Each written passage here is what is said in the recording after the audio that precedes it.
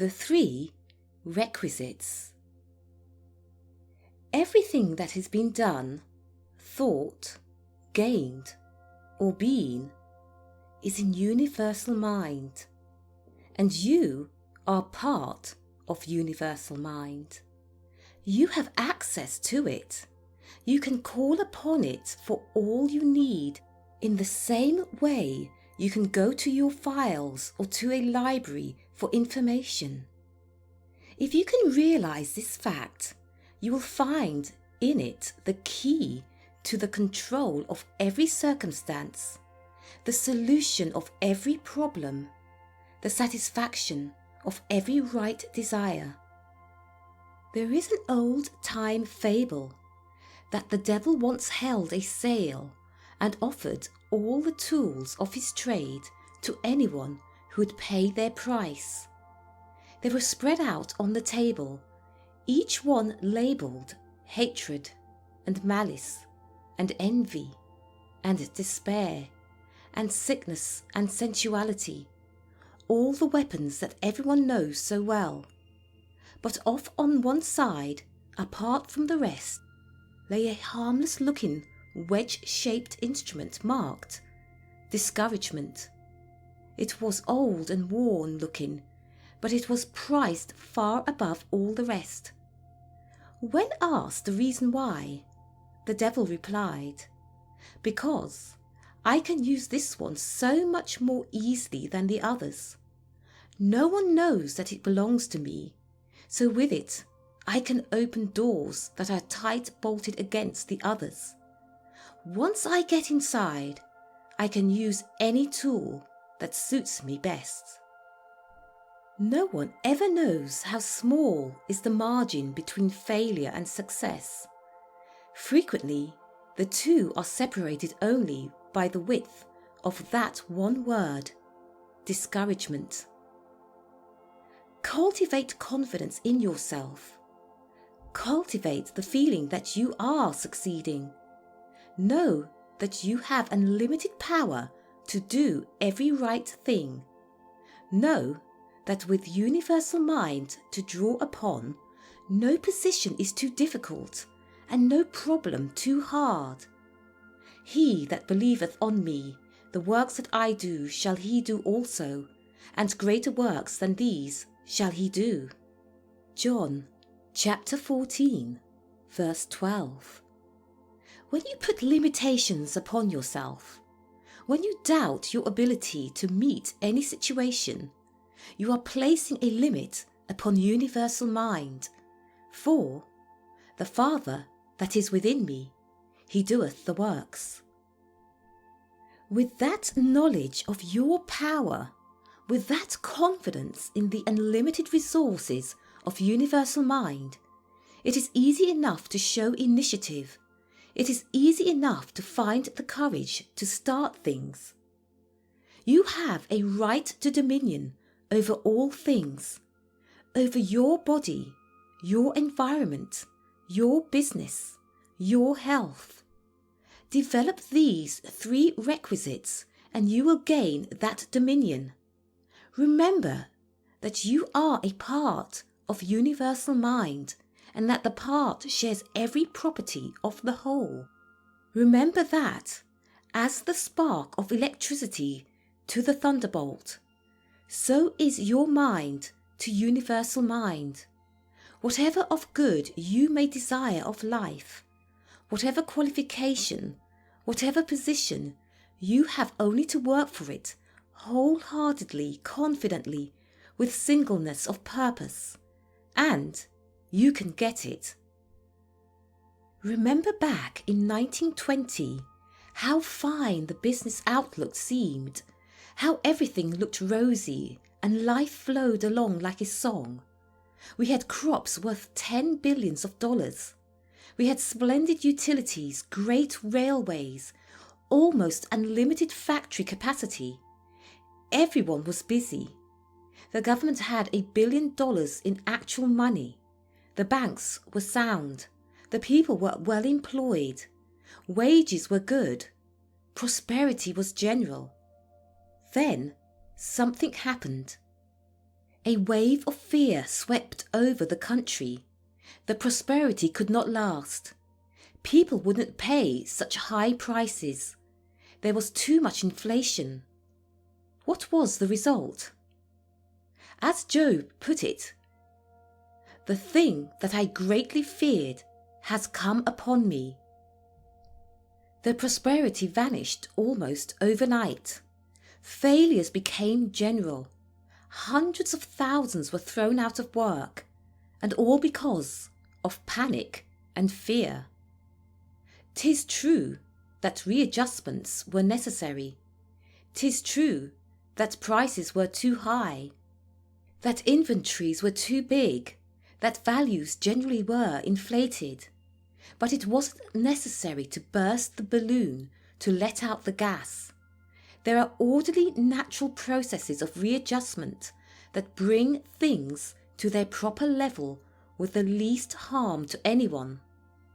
But fear, panic, knows no reason. It brings into being overnight the things that it fears. It is the greatest torment of humanity.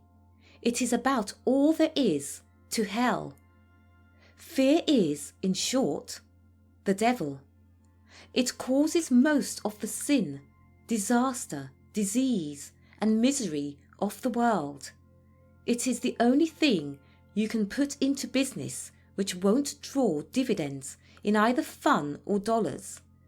If you guess right, you don't get any satisfaction out of it. The real cause of all sickness is fear. You image some disease in your thought, and your body proceeds to build upon this model that you hold before it. You have seen how fear makes the face pallid, how it first stops the beating of the heart, then sets it going at trip-hammer pace. Fear changes the secretions. Fear halts the digestion. Fear puts lines and wrinkles into the face. Fear turns the hair grey. Mind controls every function of the body. If the thought you hold before your subconscious mind is the fear of disease, of colds or catarrhs, of fever, or indigestion, those are the images your subconscious mind will work out in your body. For your body itself is merely so much matter, an aggregation of protons and electrons, just as the table in front of you is an aggregation of these same buttons of force, but with a different density. Take away your mind, and your body is just as inert, just as lifeless, and just as senseless as the table. Every function of your body, from the beating of your heart to the secretions in your glands, is controlled by mind. The digestion of your food is just as much a function of your mind as the moving of your finger. So the all-important thing is not what food you put into your stomach, but what your mind decides shall be done with it. If your mind feels that certain food should make you sick, it will make you sick. If, on the other hand, your mind decides that though the food has no nutrition value, there is no reason why unintelligent matter should make you sick, mind will eliminate that food without harm or discomfort to you. Your body is just like clay in the hands of a potter. Your mind can make of it what it will. The clay has nothing to say about what form it shall take. Neither have your head, your heart, your lungs, your digestive organs anything to say about how conditions shall affect them. They do not decide whether they shall be dizzy or diseased or lame. It is mind that makes this decision. They merely conform to it after mind has decided it. Matter has undergone any and every condition without harm when properly sustained by mind, and what it has done once, it can do again. When you understand that your muscles, your nerves, your bones have no feeling or intelligence of their own, when you learn that they react to conditions only as mind directs that they shall react, you will never again think or speak of any organ as imperfect, as weak or ailing. You will never again complain of tired bodies, aching muscles, or frayed nerves. On the contrary, you will hold steadfast to thoughts of exhaustless strength, of superabundant vitality, knowing that, as Shakespeare said, there is nothing either good or bad, but thinking makes it so. Never fear disaster, for the fear of it is an invitation to disaster to come upon you. Fear, being vivid, easily impresses itself upon the subconscious mind, and by so impressing itself, it brings into being the thing that is feared. It is the Frankenstein monster that we all create at times, and which created and turned to rend its creator. Fear something you greatly prize will be lost, and the fear you will feel will create the means whereby you will lose it. Fear is the devil.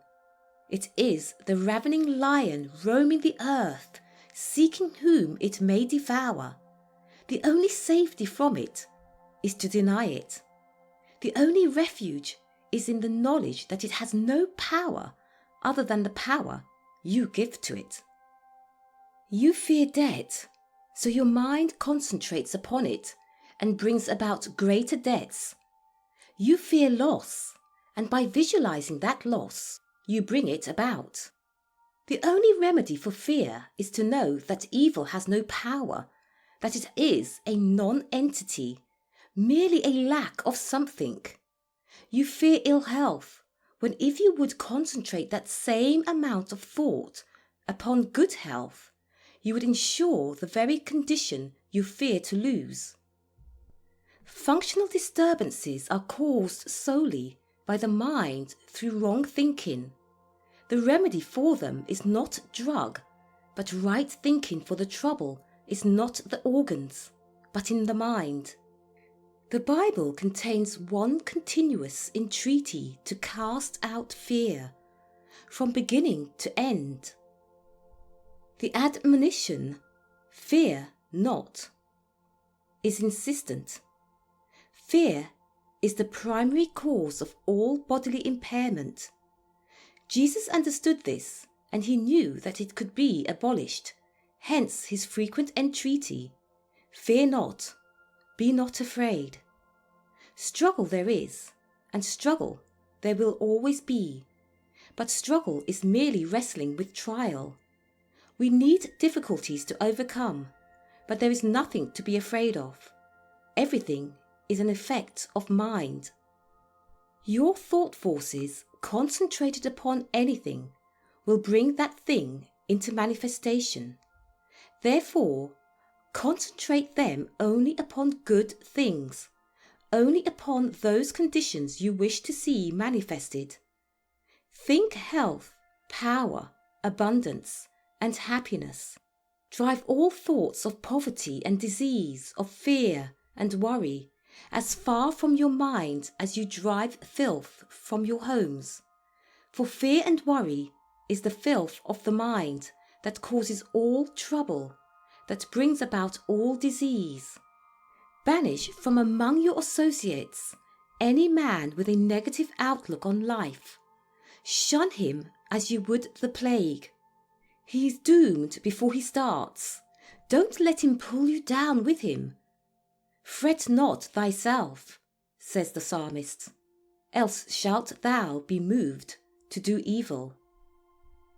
That wise old psalmist might have been writing for us today, for there is no surer way of doing the wrong thing in business or in social life than to fret yourself, to worry, to fume, to want action of some kind, regardless of what it may be. Remember the Lord's admonition to the Israelites, "Be still and know that I am God." Psalm 46, Chapter 10. Have you ever stood on the shore of a calm, peaceful lake and watched the reflection in it? The trees, the mountains, the clouds, the sky, all were mirrored there just as perfectly, as beautifully as the objects themselves. But try to get such a reflection from the ocean. It cannot be done, because the ocean is always restless, always stirred up by winds or waves or tides. So it is with your mind. You cannot reflect the richness and plenty of universal mind.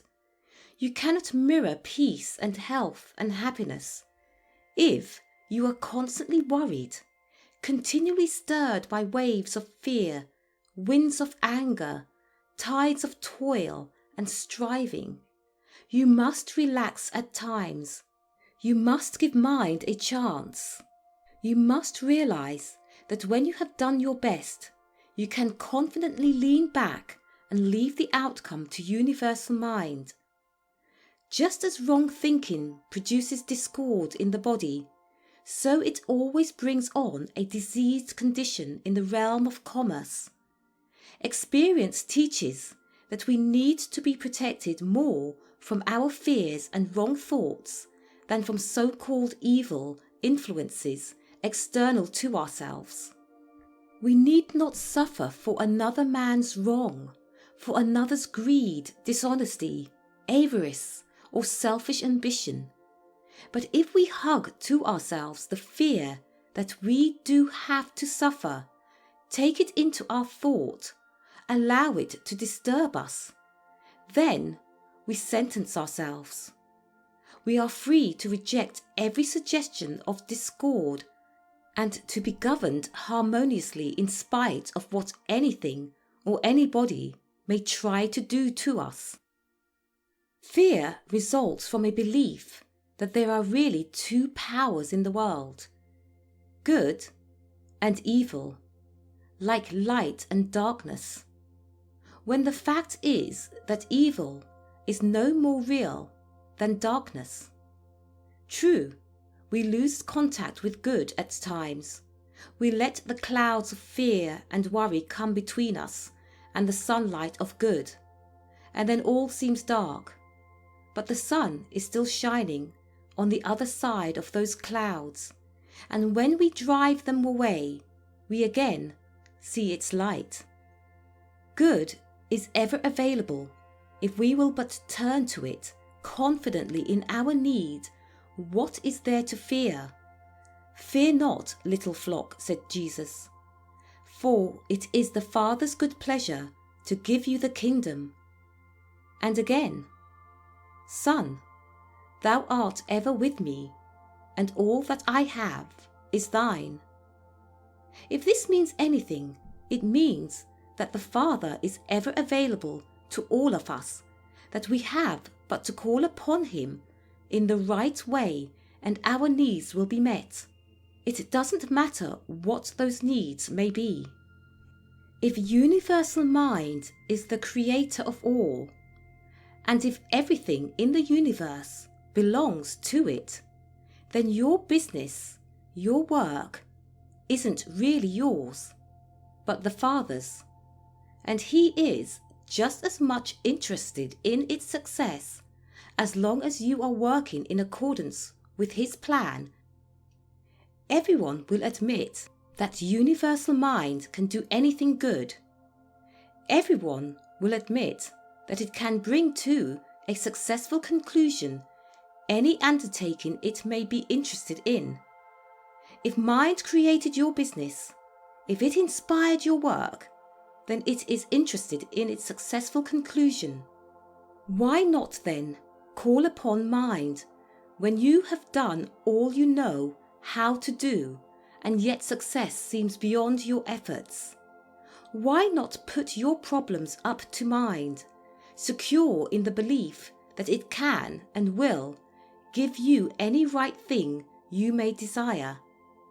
I know that many people hesitate to pray for material things, but if universal mind made them, they must have been made for some good purpose, and as long as you intend to use them for good, by all means, ask for them. If you can feel that your business, your work, is a good work, if you can be sure that it is advancing the great scheme of things by ever so little, you will never again fear debt or lack or limitation. For the earth is the Lord's, and the fullness thereof.